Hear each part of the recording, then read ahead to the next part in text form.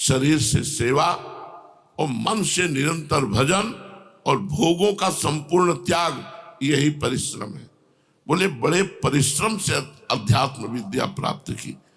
तो जब तक हम आलसी, प्रमादी, भोगी, तो फिर भगवान के मार्ग के पथिक कैसे बनेंगे? हमको चाहिए बिल्कुल जान की बाजी लगा दे। जीवित मर जाए उलट आप में समाए, यह दिलगीरी है। जिंदा मर जाना, जैसे मरे हुए पुरुष में इच्छा नहीं होती, ऐसे जीवित हमारे अंदर कोई इच्छा नहीं, एकमात्र भगवान के भजन की इच्छा। हम आपसे हृदय की बात कहते हैं कि भगवान के मिलन की चाह से भी बढ़कर बात है भगवान के निरंतर भजन की चाह। महापुरुषों से जो पकड़ा गया, भगवान से भी प्रिय बात है भगवान का नाम प्रिय लगना, और भगवान के मिलन से भी बढ़कर बात है भगवान का निरंतर भजन की चाह होना।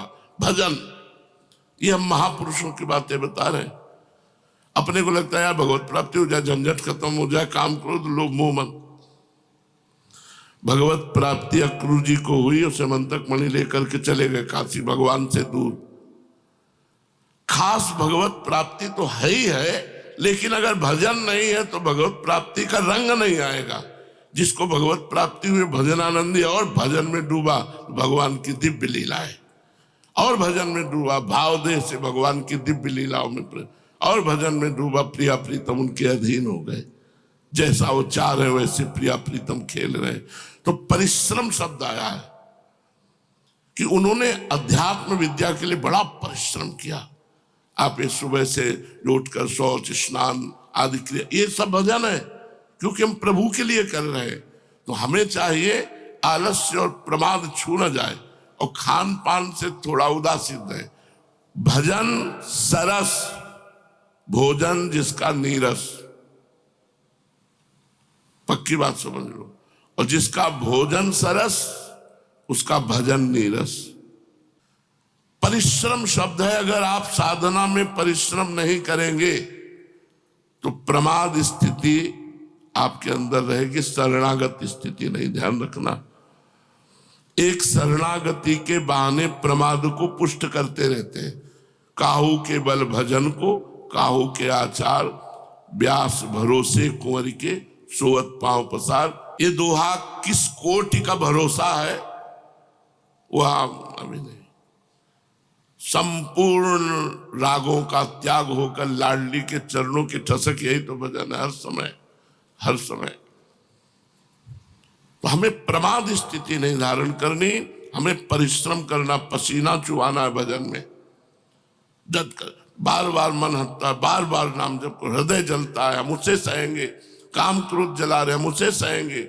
हम भूख प्यास सहेंगे, हम रात में जगेंगे, डट के भजन करेंगे, और इसी जन्म में प्रियालाल को प्राप्त होंगे। तो दो बातें पूछी, परम कल्याण का स्वरूप क्या है और उसका साधन क्या है।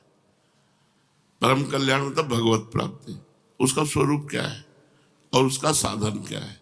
आधे क्षण का भी सत्संग परम निधि। ये सत्संग मिलना मतलब भगवान की विशुद्ध कृपा से सत्संग मिले, मतलब विशुद्ध कृपा। जब द्रवई दीन दयालु राघो तो साधु संगति पाइए, बैठ करके भगवत चर्चा होना बहुत बड़ी यज्ञ है, ये बहुत बड़ा कार्य है। इससे निश्चित मन की मन, आप लोग आए भी इसी से तो हो, सत्संग के प्रभाव से ही तो संसार का त्याग करके वृंदावनवासी भगवत उपासी बने हो।